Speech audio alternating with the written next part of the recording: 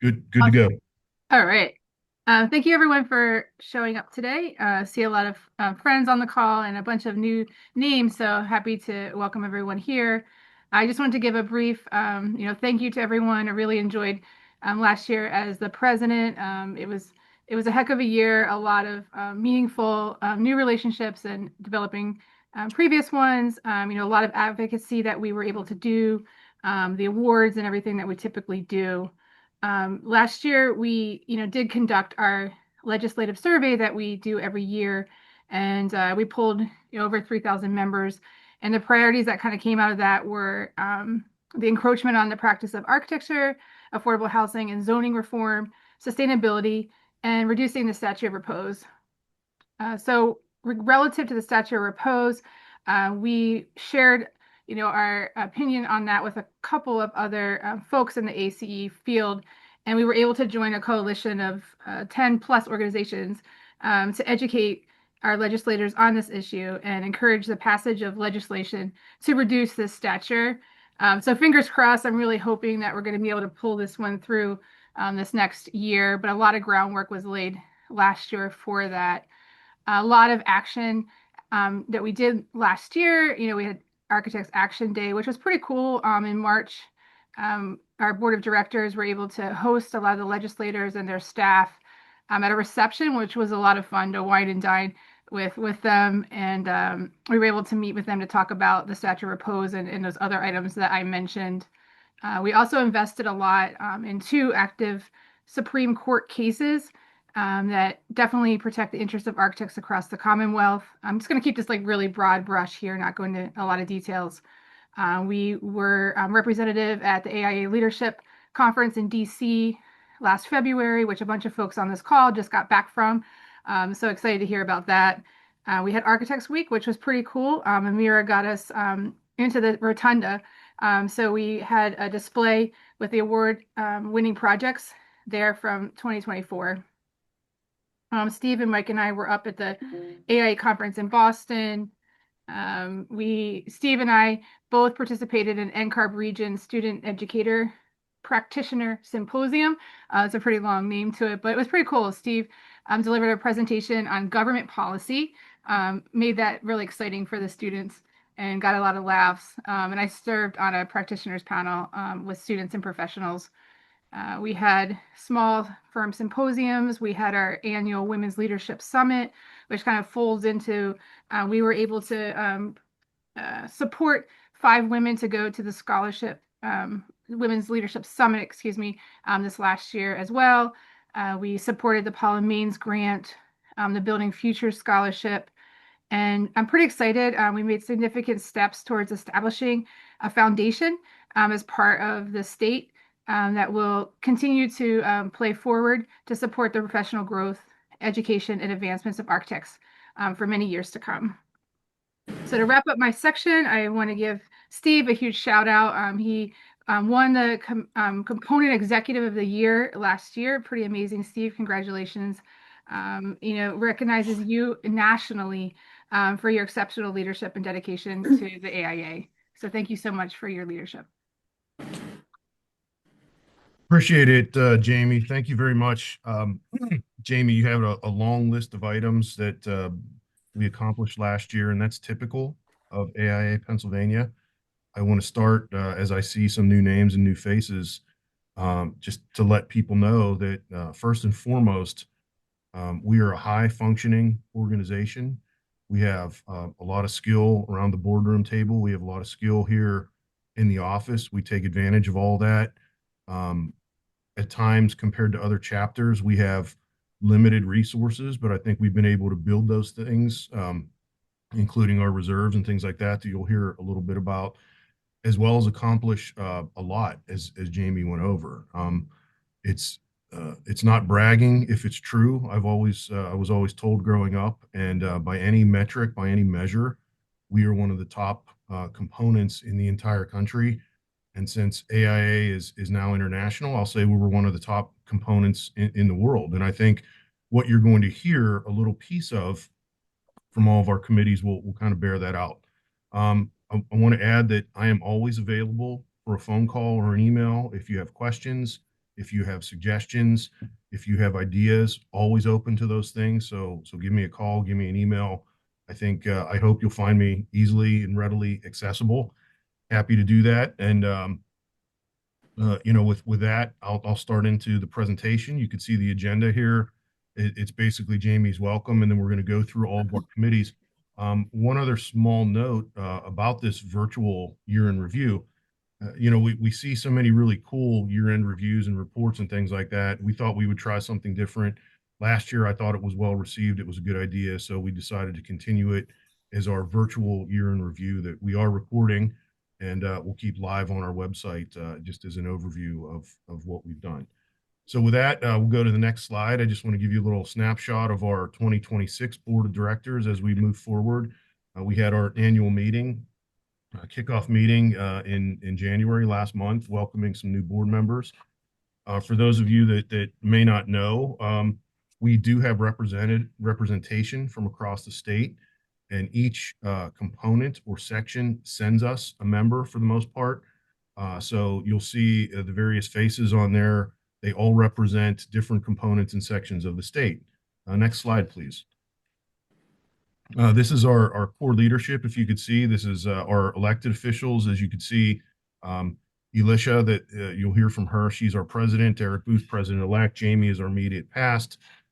Josh Silbaugh. We also have Mark Mondor, Jeremiah Woodring, and we have Ken Dueño as our executive committee, if you will, our leadership team for this year.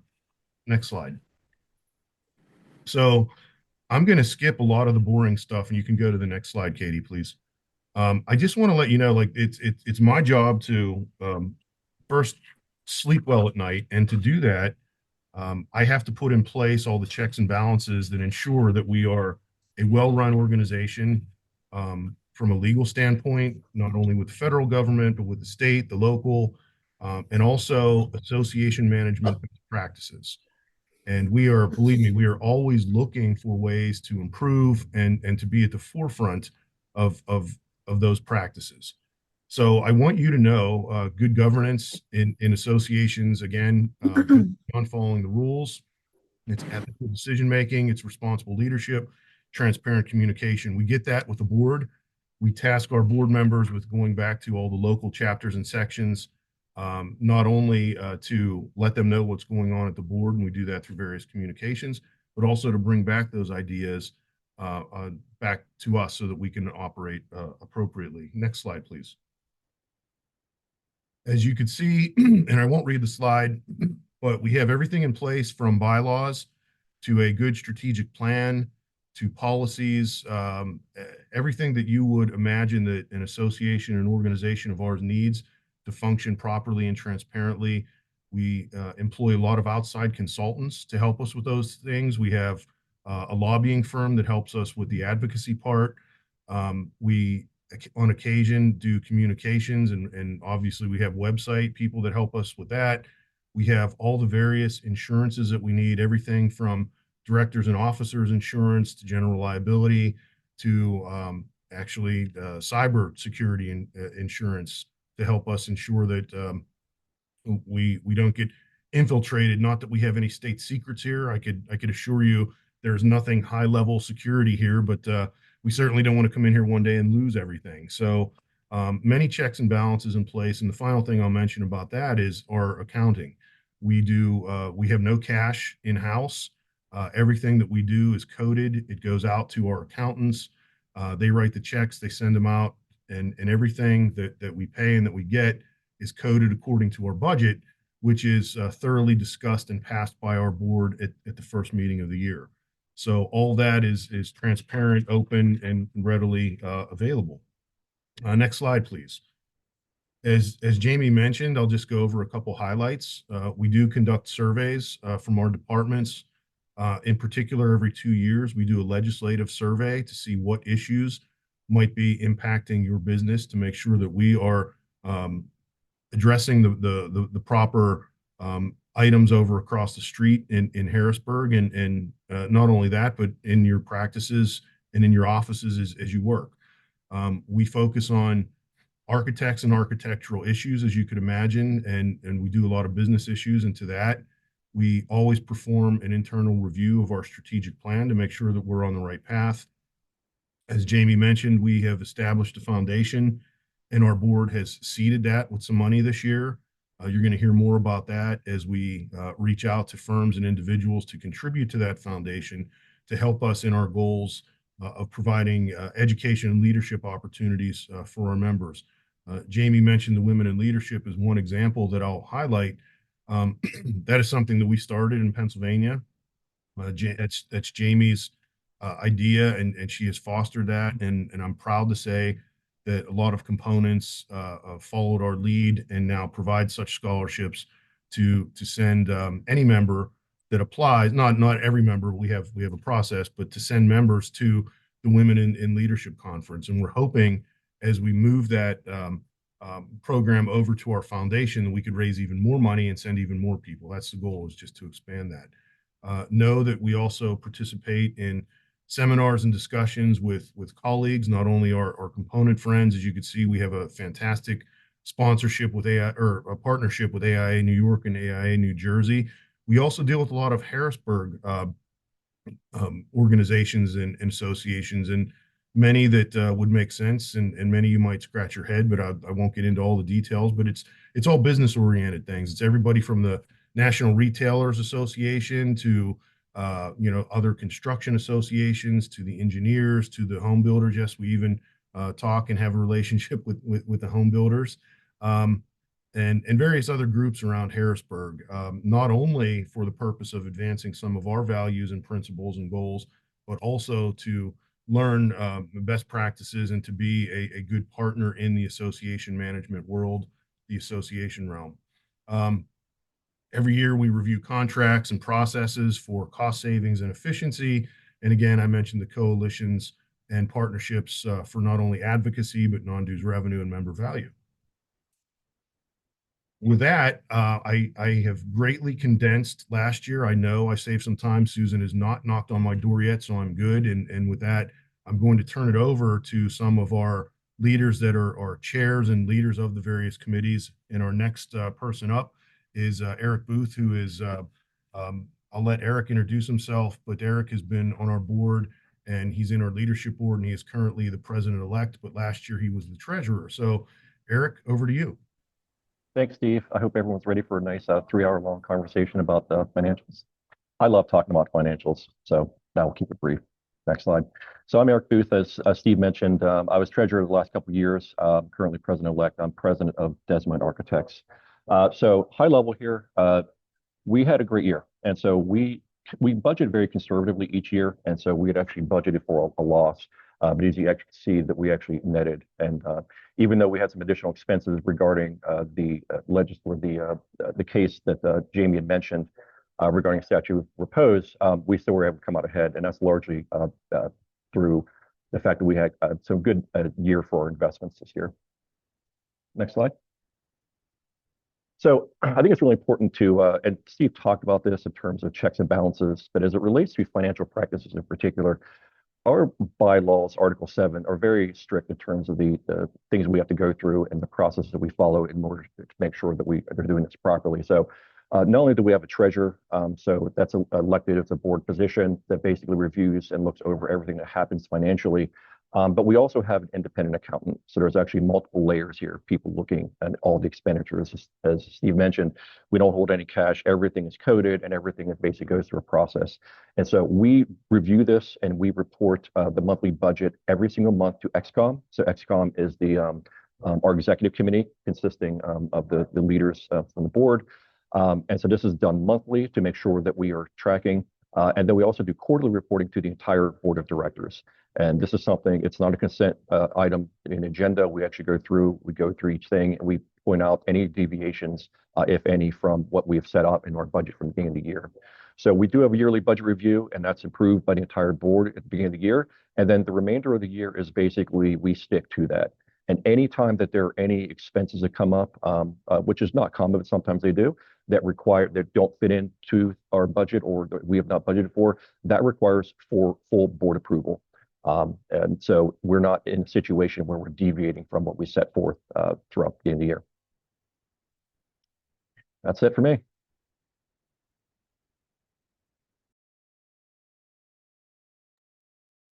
Awesome. Thank you, Eric. We'll move on now to our Committee on Design, Katie Bro and Chris Dawson for their report. Hey, Steve. It's just Chris today. So happy to share some remarks if we want to go to the next slide. But Katie is from the Philly chapter. I'm from Central chapter. And, we have a group that includes Bob Kelly, Frank Grauman, Joe Biondo. We get lots of critical support from Katie Larson with the state.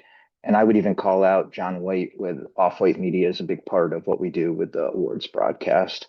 And essentially, we're charged with identifying and celebrating worthy projects, architects, associates, students, and collaborators from around the state.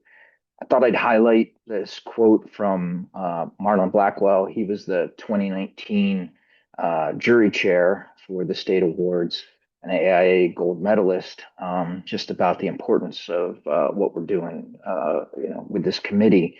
And I'll just put a little plug in here. Marlon's going to come and speak as the Central PA Spring Lecture on May 20th, if anyone wants to come hear AIA gold medalist in Harrisburg. Next slide.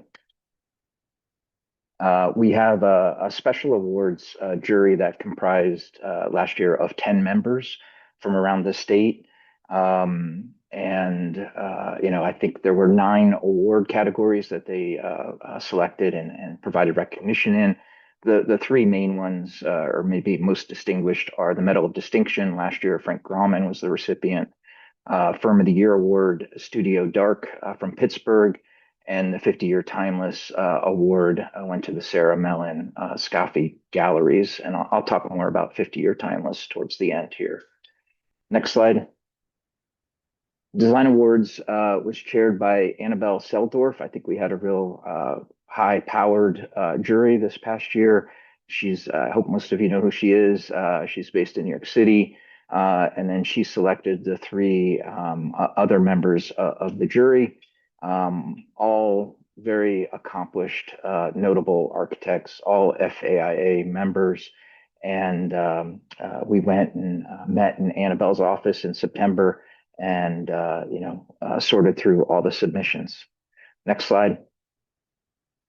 Ultimately, we had 124 submissions that got winnowed down to 13 awards.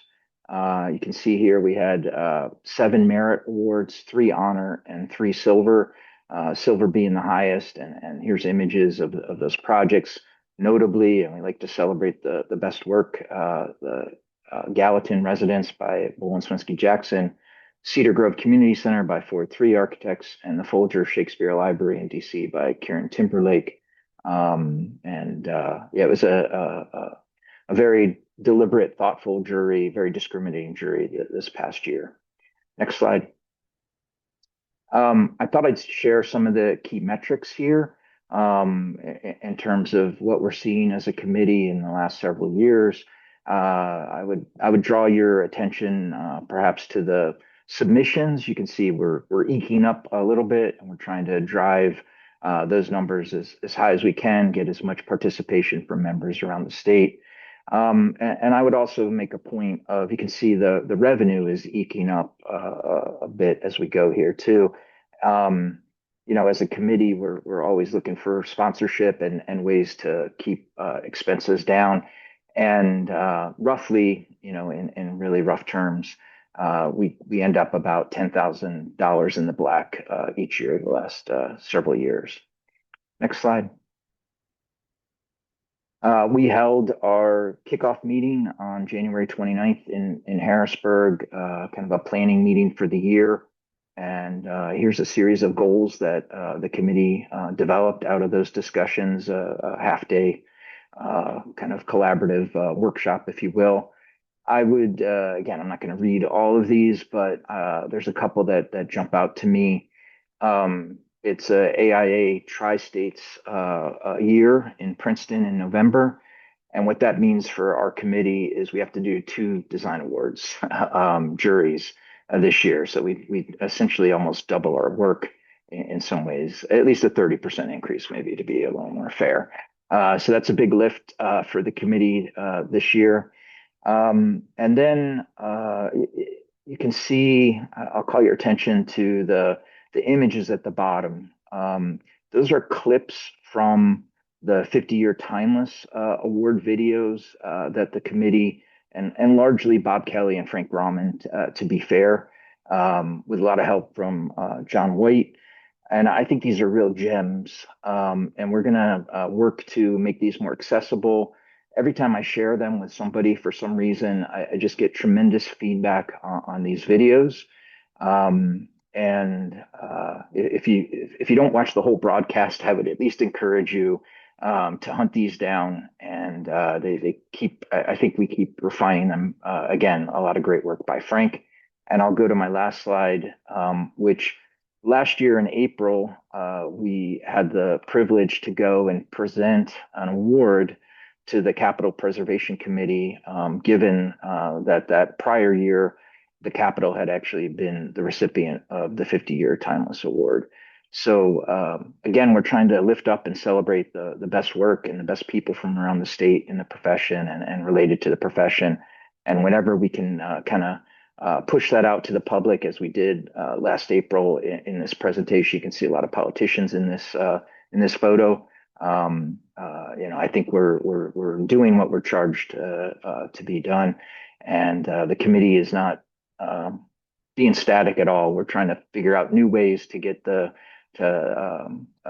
recognition more and more visible to the public and not just our members. So thank you. Chris, thank you. And I would just echo what Chris said at the very end. If you have not seen our design awards, please, I would encourage you to not only take a quick look at them, but invite some of your colleagues around the office to take a look at them. You will not be disappointed. Chris mentioned that Frank Grauman, he writes and narrates some of the short films. Frank has the kind of voice that you could just listen to all day, no matter what he's talking about. They really do a great job. And John White, our video producer, is really high level professional that produces those shorts. They are award winning, and I would really encourage you to take a look at them if you have a second. Next up is our Government Affairs Committee. We have Jeremiah Woodring on there. Jeremiah, I'm going to turn it over to you. Awesome. Thank you, Steve. Go to the next slide, please. So my name is Jeremiah Woodring. I am a practicing architect here in the Philadelphia area, specifically specializing in healthcare design and higher education and some S&T work. But I also sit as the chair of the Government Affairs Committee with the Pennsylvania chapter here, along with my vice chair, Mary McClanahan. We've had a relatively productive 2025, and we're looking forward to more coalition building and advocacy work in 26. Next slide, please. In addition to being a licensed architect, I'm also a locally elected official, and we'll touch base on a little bit of campaigning in a second. But the Government Affairs Committee is really set up of several subcommittees that kind of have their own specialty. Everything from licensure and practice encroachment to housing community development, codes and legal reform have been pretty active this year as well as our education committee. We have a piece of code as well as DGS task force. So if you're ever wondering, what are we advocating for in Harrisburg? There's a slew of issues, and there's ebbs and flows with those issues depending on the legislative session. Next slide, please. So in 2025, we have had, we've had more, say, presence, if you will, in front of legislators. We gave testimony for a House Bill 1701, which helps kind of address the inventory of school facilities, public school facilities throughout the Commonwealth that need to be inventoried in order to assess, how much funding should be required to be put into that. And so that is an issue that is ongoing for us that we will constantly advocate for. We will constantly be advocating for more funding in our school districts. And in addition to that, was mentioned earlier by our outgoing president, Jamie, we filed two amicus briefs with two PA Supreme Court cases that are quite honestly a threat to our statute of repose limits. And so we will constantly be looking at ways to defend the statute of repose in an effort to get it reduced.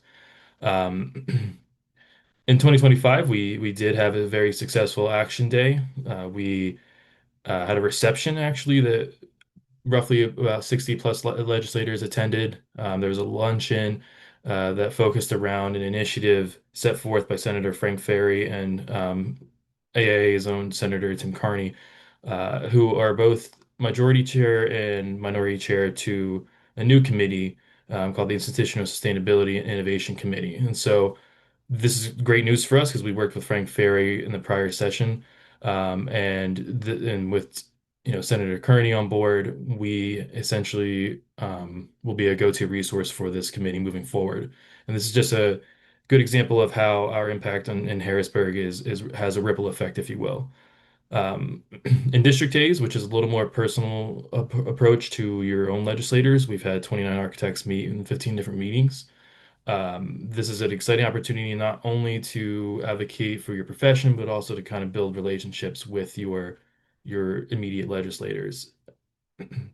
And then going into 2026, we are continuing that fight for a reduction of statute of repose. What was mentioned earlier is a coalition of builders, engineers, architects, landscape architects, and insurance federations. And so we are looking to leverage that any way possible. I and several others have been constant meetings with legislators to find a champion for a House bill that mirrors a current Senate bill for that reduction in statute of repose. And so we will continue with those efforts in 2026. Also in 2026, we are revamping a prior um, presentation around housing and affordable housing specifically. And we hope to present that to legislators as they look to tackle housing bills this year. This has bipartisan support in terms of finding a way to increase housing stock across the Commonwealth. So we look to be at the forefront of that advocacy work and the go-to resource for the legislators as they work through those pieces of legislation. So upcoming events, we will continue to have Action Day. It's an annual event, and we will continue to push for district days. And I encourage everyone on this call to get the word out for district days that tend to happen in August and September, so that way we can have a bigger presence in 26. In addition to everything I have just went over, we are actually also launching an initiative to help get architects elected to office. And that, if you go to the next slide, um, we are marketing that as what we're calling ArcElect, right? And so what ArcElect looks to do is it aims to empower architects, emerging professionals, and allied experts to actually serve as civic leaders. So run for office, if you will. And we're kind of addressing this at all levels of office, and we're gauging people's interest throughout the Commonwealth and beyond. I myself just served on a panel with Robert Tunyon, a mayor from Etna outside of Pittsburgh, and Marcus Monroe, who's a former council member in Maryland. We just served on a panel at the AIA Leadership Summit this past week. Very successful panel, and we gauged a lot of interest in other architects who were looking to run for office. And so we will continue to build out this program and provide support to those who are interested in doing so. Next slide. And so what this program looks like, this is, we have a couple pilots running this year. We're kind of looking at this initiative with two pillars, right? So two overall objectives. The first is pretty straightforward. We're looking to inspire architects and young professionals to become more civically engaged. We want to educate people on what it means to actually campaign and actually be in office. And so we do that through storytelling, which we were just successful in doing at the conference I just mentioned. And then we really want to support people who end up going to take that step into actually running. And so while Pillar One kind of is a snapshot in time of who is interested today, Pillar two takes that one step further by collaborating with our emerging professionals committee to actually engage students and emerging professionals in order to promote pathways towards civic engagement on the front end of their careers. And what's coming out of Pillar two this year is a pilot program that is being mirrored off of AIA New York's efforts. And it's a civic leadership program. So essentially, we can, through this program, would like candidates to be provided with professional development opportunities, but at the same time, kind of serve as a think tank, if you will, um, for public policy that could affect the Commonwealth. So be on the lookout for those things to launch. It's a very exciting opportunity, one that I hold close to my heart. And if anyone's interested in getting involved, please don't hesitate to reach out. Next slide. I'm going to go ahead and turn it back over to Steve. Thank you, Jeremiah. And I just want to add, as a little note, the ARC-elect program has already gotten a lot of good interest from the national, I forget his exact title, but he runs the government affairs department down at National. They've committed funds to us, like matching funds to help us get this program off the ground. And then in return, they're going to steal the name ARC-elect and run with it throughout the country. They've never failed to steal a good idea, and we're proud to have them steal our good idea and through Jeremiah's leadership on the ARC-elect program. So stay tuned for more good things with that. With that, I'm going to turn it over to the 2026 president of AIA Pennsylvania and also the 2025 head of our internal or statewide strategic council, Elisha Mickelson. Elisha?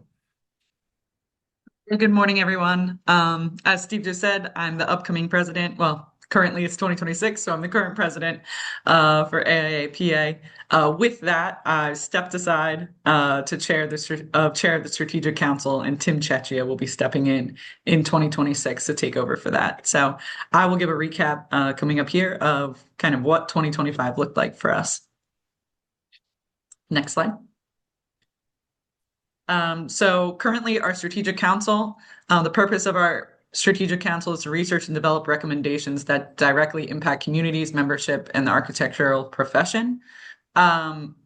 We know that there's a national Strategic Council that's working similarly on the same goals. Our Strategic Council is very focused on the communities of Pennsylvania, the impact of the Pennsylvania membership and profession, and kind of what our board can do to support our members and the growth of the profession in Pennsylvania. We can go to the next slide.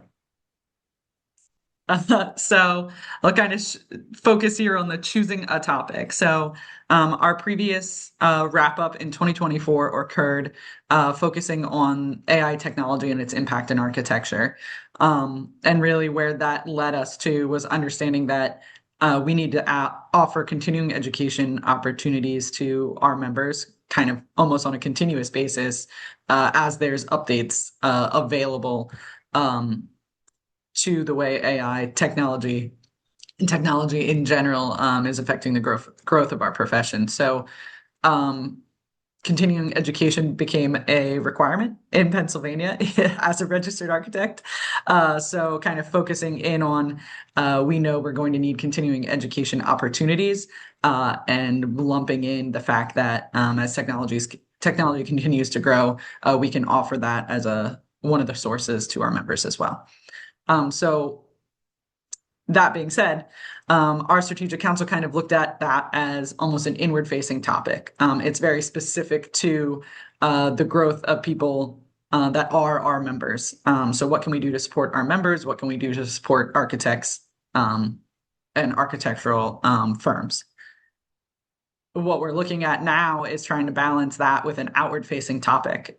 So we kind of focused in on what the strength of that would be. Is it really necessary to kind of pivot and go back and forth between inward versus outward facing?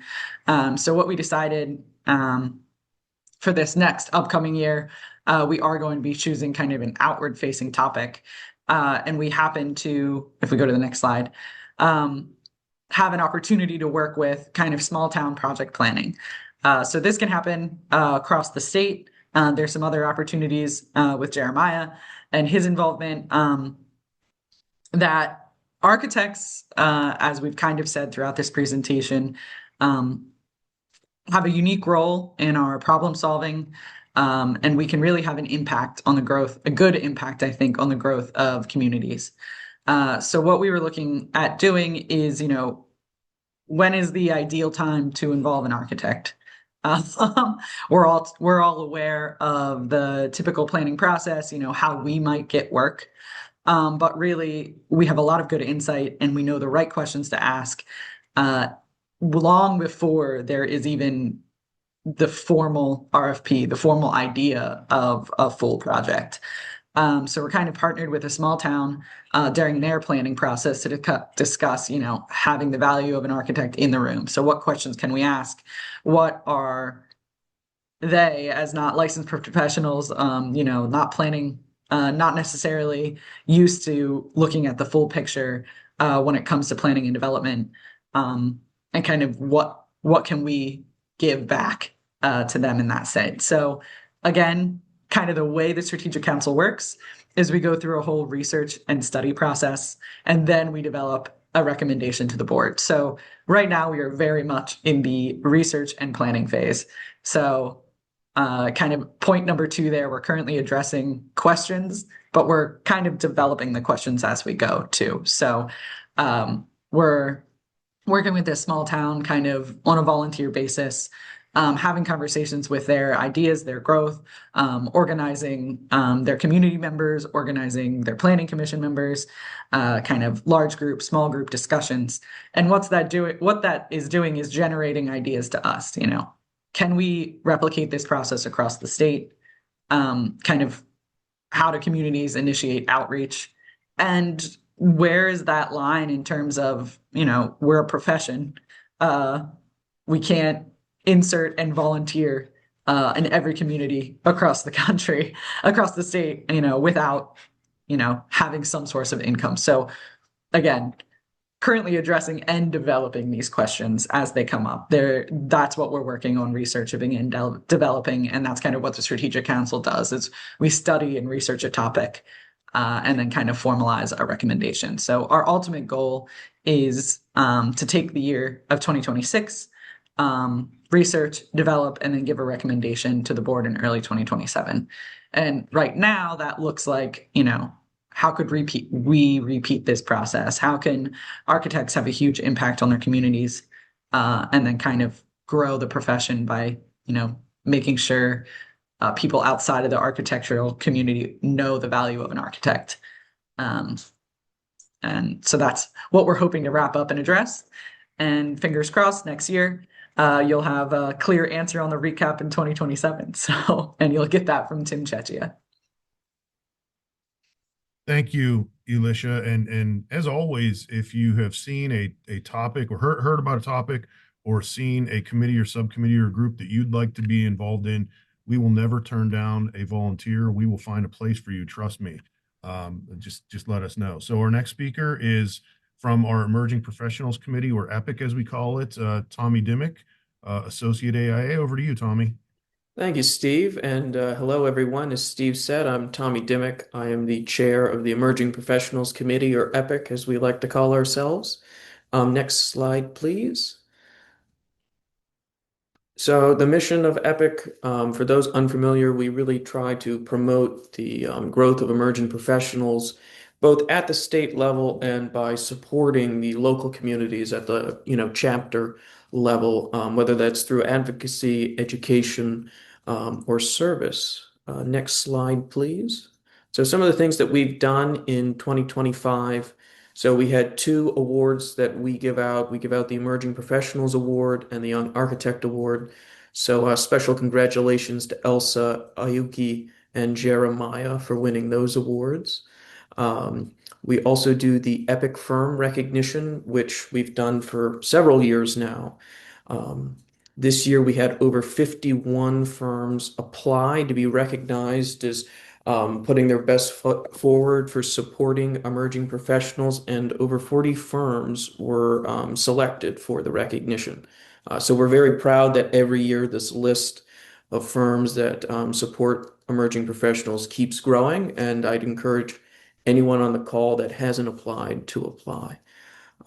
We also gave out the Paula Maines ARE scholarships.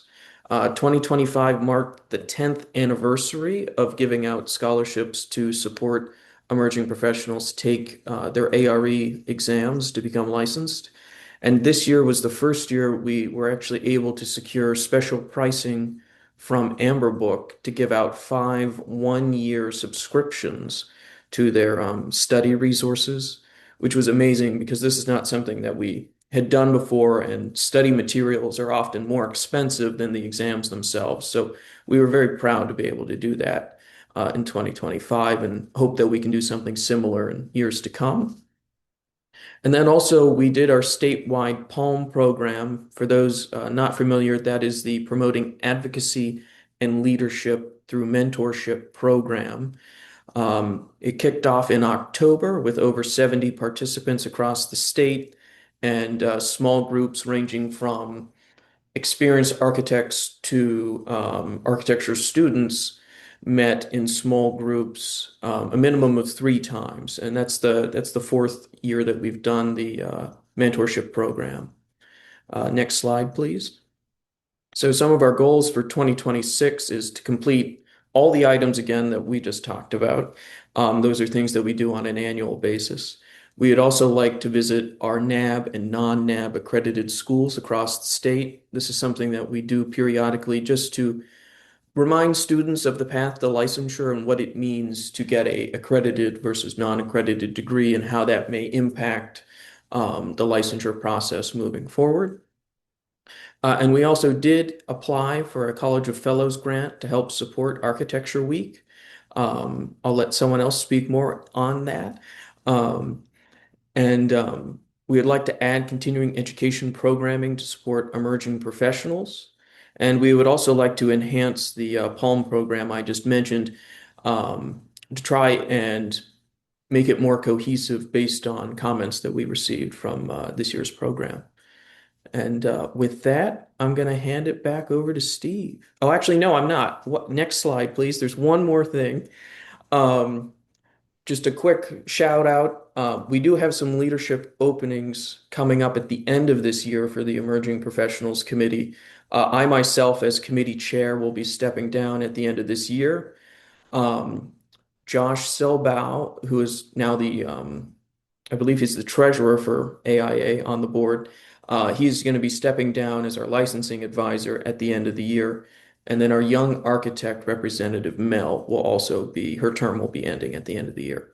So if anyone has any interest, feel free to reach out to me, Susan, Steve. I'm sure we'll all be happy and able to answer any questions you may have.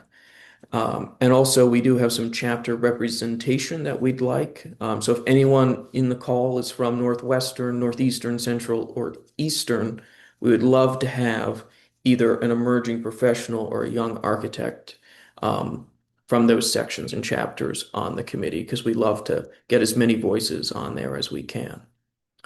And with that, now I'm going to hand it back over to Steve. Thank you, Tommy. Very appreciative of all the work and the leadership that you've done with that committee and continue to do.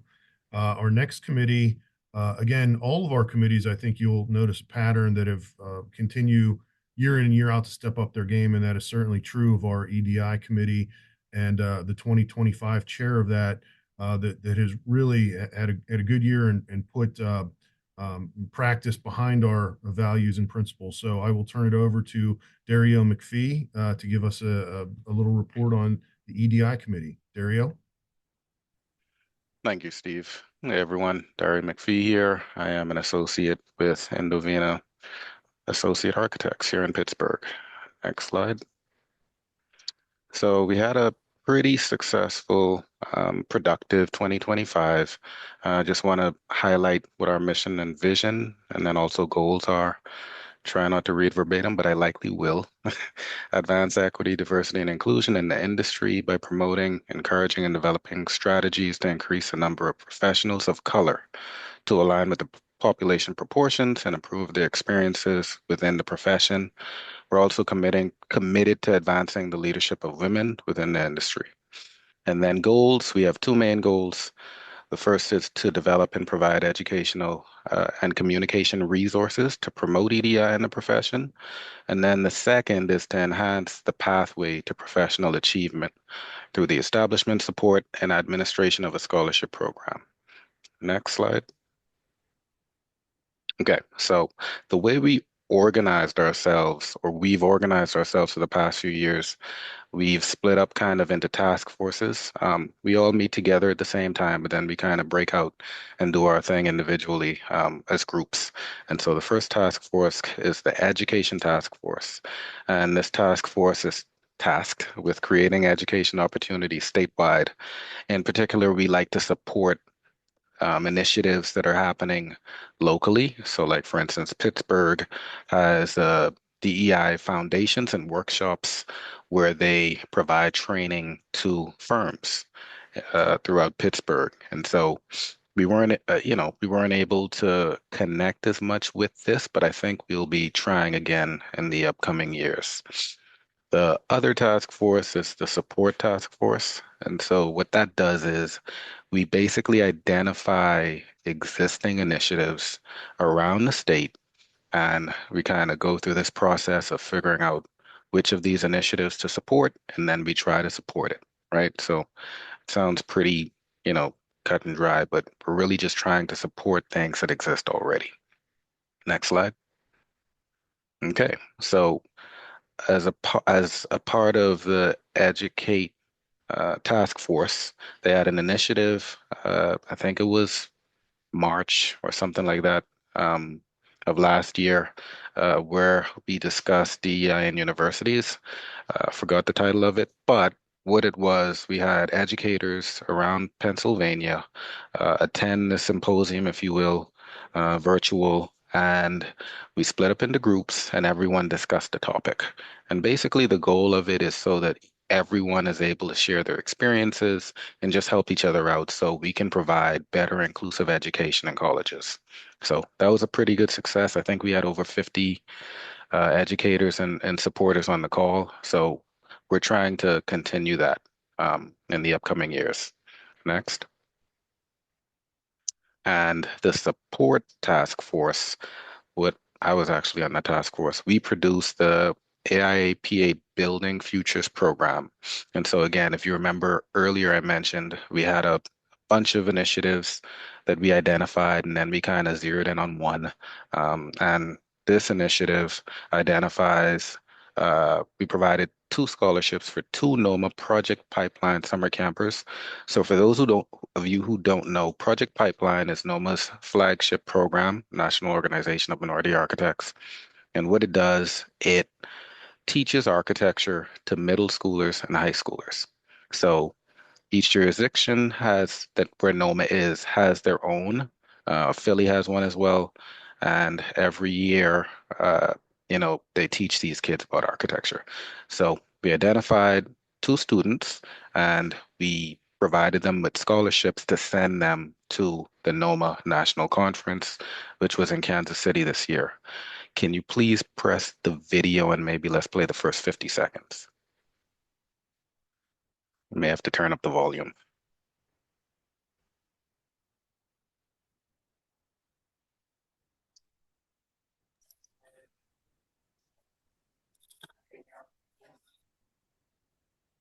Oop.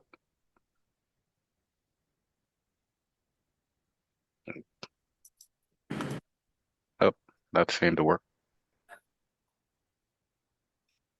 Try the volume again.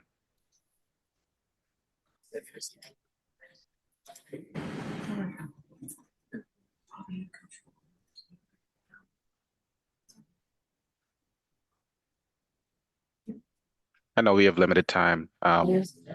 So if that's not working, what I'll do instead is I'll copy a link of this video in the chat. Um, and feel free to review it whenever you get a chance. No dice. Can you not hear it? No, I don't hear it at least.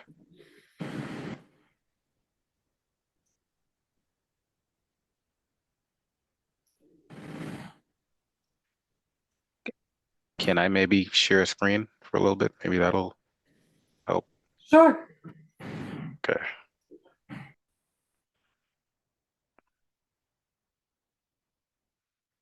Okay, if I could pull it up.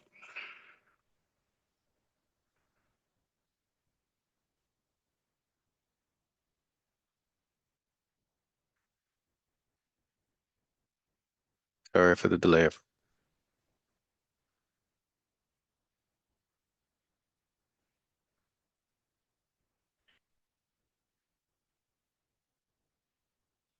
Okay, let me share.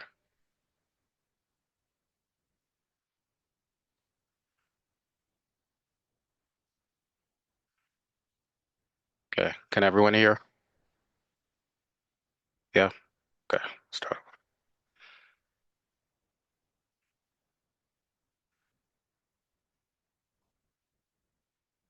No, can't hear? Oh, okay. All right. Well, Dario, Me- it does look like you're sharing an Excel spreadsheet rather than a meeting. Oh, okay. All right. Well, I've pasted it in the link in the chat, so feel free to take a look at it. Yeah, so let's go back to the presentation.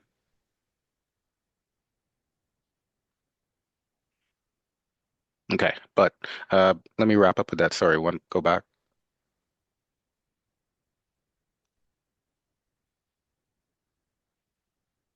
Okay, so ultimately the goal is just as Project Pipeline exposes these kids to architecture, now not only do they attend the Project Pipeline camp, now they actually get an opportunity to travel to that NOMA National Conference.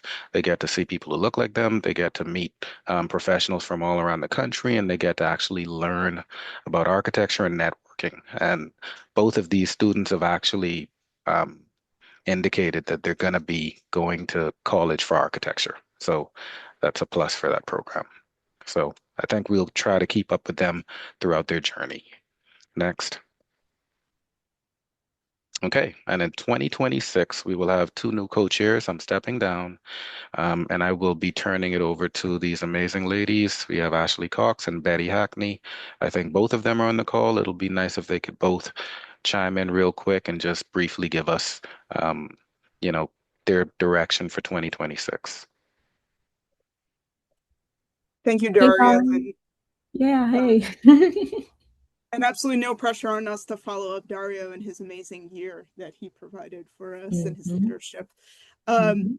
I'll just speak really briefly. I believe we're really excited to take over the EDI committee, and we've had so many conversations already about the past. We want to continue and build upon.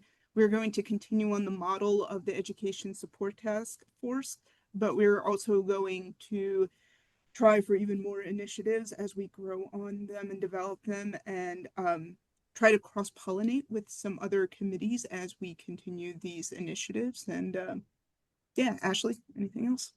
Yeah, thank you. So we, I think our goal for EDI is to take the initiatives that we had started and build on the energy and the motion that our fearless leader Dario had started last year, and the legacy of the different chairs that we've had in the past to expand a little bit, just like Betty had mentioned about because we think that AIA has a particular perspective, that this industry has a way of shaping lives and legacies, and that the organization has this desire to do a lot of change. I think that's what we're hearing throughout this presentation, and trying to put some structure to how that is made more visible. So thinking about increasing diversity inclusion, promoting a sense of belonging where people feel valued, respected, and safe, educating and building awareness around JEDI principles as a industry, and then dismantling systemic barriers, or at least understanding what are some of the challenges that we face as architects, thinking and how do we address them proactively. So those are some of the initiatives that we're hoping to build with a committee this year. We're really excited to have our first task our first meeting in March and invite you all to help us frame these initiatives, prioritize which things we're going to focus on this year, and assist in implementing them. So thank you guys for your time. Hope won't be the last time you see us. We'll be poking you for sure. Thanks. And that is all we have. Thank you. All right, thank you very much, Dario, Ashley, and Betty. Look forward to see what the committee does for this year and for next year. And with that, we will turn it over to our firm exchange. I believe Lee is here with us, the chair, Lee Calisti of our small firm exchange. Lee. Thank you, Steve. Good morning, everybody. And I'm here representing the Small Firm Exchange. Next slide, please. This is our current steering committee, and I just want to start off by expressing my gratitude to this team who works with us tirelessly to provide content and support for a group, a population that represents about 75% of the firms in this country. So we've had a great team, and I'm thankful even to Susan with AIA Pennsylvania, who has helped us in recent years tremendously in getting us organized and help moving us forward. Next slide, please. So this is essentially who we are, and this is essentially where we're going this year. We will talk just in a second about things we've already done, but we're continuing some of the goals we've had from previous years, but we're already starting to tackle some of these goals as early as February. One of the things that I'm excited about is through relationships working through AIA Pennsylvania. I believe we have, through relationships, I have found a architect in Pennsylvania that's going to be our national small firm exchange representative. I haven't even told my team yet. Some of them are here. So we're able to fill that gap and see that Pennsylvania is represented not just at the state level, but at the national level. And we're working to find ways to make those connections stronger. So this is the directions we're headed for this year, both in near and far. And again, we are big promoters of the Tri-State Conference. And I was fortunate enough to be part of the planning team for the Tri-State Small Firm Symposium this year and Tri-State Planning from 2024. Next slide, please. So if you don't know about the Small Firm Exchange, you don't know what we do, I invite you to come. Essentially, the large bulk of what we put together are forums every other month on topics that are relevant and pertinent to small firms. And as it states on the screen there, our roots go back to 2019, and since 2020, we have held these online forums every 2 months, and now we're in our year 7. So we're really excited about what we have for this year. But this is where we're at last year, so you can begin to see how we are planning and putting together programming all across the board of practice issues and topics that affect small firms. And although these are topics that affect all size firms, we curate the content so that it's specifically relevant to firms of 10 people or less, so that the people that come have great takeaways. And again, thanks to my team and to Susan for actually putting together takeaways from each one of these sessions. We get CEU credits for most of them, and our web page on the AIA Pennsylvania website is growing, and there's content on there. If you scroll down, there's takeaways and other relevant material that is produced through these forums. And it's starting to find its way up to the AI National Small Firm Exchange as they are starting to share content that we're doing. Next slide, please. So if you want to know the impact that AIA Pennsylvania is having, especially the AIA Pennsylvania Small Firm Exchange, in 2025, these are some of the stats that Susan put together from us. We are growing and growing each session. So last year we had 169 individual people attend at least one of our sessions during the year. And you can see from a cross section, these are the kind of firms of people that are coming, pretty equally distributed across the 1 to 10 people in a firm. And you can see across the state where people are coming from. But the thing that we're really proud of this year is the word is getting out across AI National and across other AI state chapters. And we have had friends from 18 different states in Washington, D.C. come and attend our conferences. So even though it is the AIA Pennsylvania Small Firm Exchange, we are getting friends and guests seeing the things that we're doing and wanting to join us. And if you're not aware, there's probably less than a third of the state chapters in the country have a small firm exchange like ours, and we are becoming the model that other state components are trying to mimic. So again, kudos to the team we have. They're fantastic, and we're just really grateful for the impact we've been having now in year 7. Next slide. You're always welcome to join us. Our next forum will be in April, but this is the schedule that we've put together. We're working each month to develop them, and the focus and goals may change slightly, but this is the editorial calendar for the year, so we know where we're going. We can map it out, we can promote it, and we can make sure that everybody is aware that the forums are occurring. They're occurring online like this, and we always welcome anybody to come. But again, the content is curated specifically to a small firm, and we find that to be very, very important. Some of the other things I wanted to mention, since even though we jumped screen, is we have, again, a stellar steering committee, but we are open to adding another steering committee member if possible this year, and we're looking for someone that would handpick someone that would most likely be practicing in an area that is less represented currently by our leadership, and even so, if possible, someone that's maybe newer on the journey, just so that we have a diverse group on the steering committee.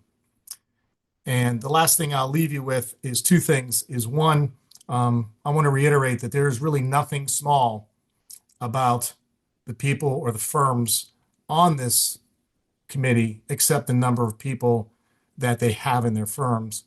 And on a personal note, the way I see AIA Pennsylvania making a difference is throughout the year, I get countless number of emails and phone calls from members that attend these forums and tell me how much they appreciate them, how much it's making a difference in their firm. They often feel isolated wherever they're practicing. And the Small Firm Exchange for AI Pennsylvania is making a difference for the practitioners in the state. Thanks.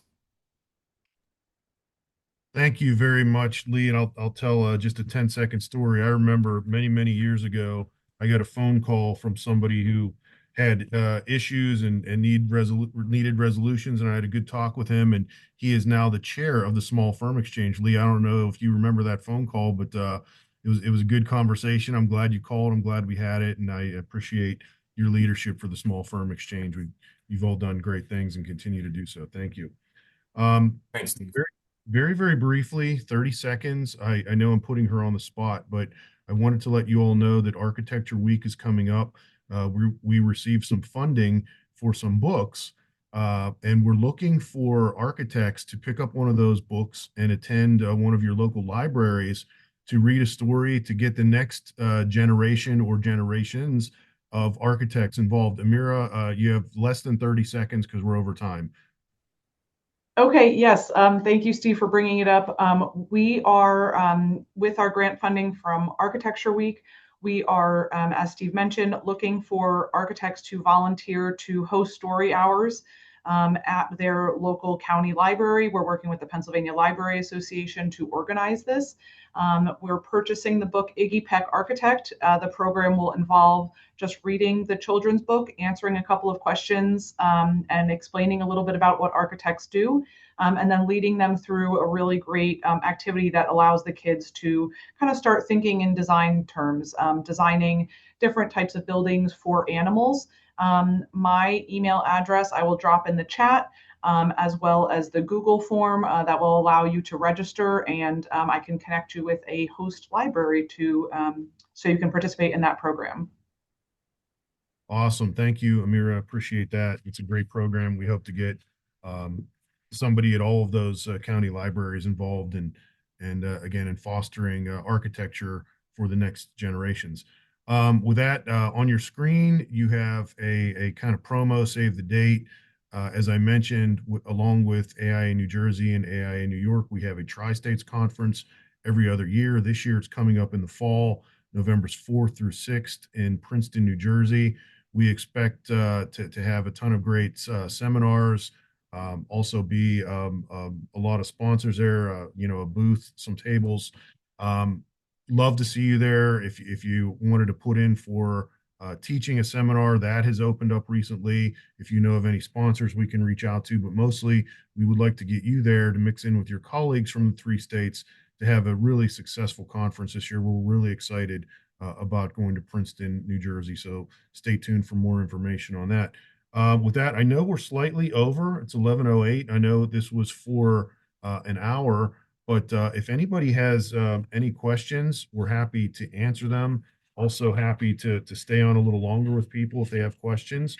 So with that, anybody with any questions for us on anything you've heard, and know that this is just touches the surface of all the things that we do. We wanted to just give you that 50,000 foot level. So whenever people say, what does AIA Pennsylvania do? This is really just a big snapshot. So any questions, if anybody wants to raise their hand or put something in the chat quickly, or again, you could always contact myself or our staff. Lots of thank yous. Appreciate that. Appreciate the kind words from everybody. Any questions, and any of our team, if you see a hand go up or see a question, let me know.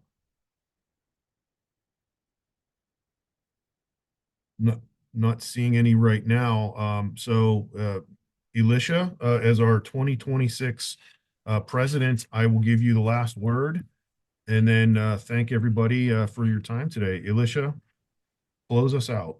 Yep. So everybody just take a few minutes to copy the links from the chat. I know the presentation is recorded, but there's some great links in there. Definitely take a look if you haven't already at the 2025 awards. Definitely grab the links so that you can register for our upcoming events, volunteer, and the EDI committee scholarship that's in there, that video. I can't wait to watch that too. So make sure everybody just grabs those links. I'm going to take a minute before you log off here. With that, though, thank you all for your time today. Thank you all of our participants today who spoke and did a recap for us. And thank you to all of our committee chairs and our board members who are serving at the state and the local chapter. Pennsylvania continues to be, I guess, a beacon, but continues to be the kind of best practices and role model that we've been looking at across the country, really. People are looking to us as an example, as an organization, for all the work that we're doing. And it is an honor to be the president of AIAPA with all of the strategic goals that we continue to work towards and continue to develop and continue to grow year after year. So looking forward to the upcoming year, all of the plans that everyone just discussed, and continuing to be that kind of best practices role model across the country. So thank you all.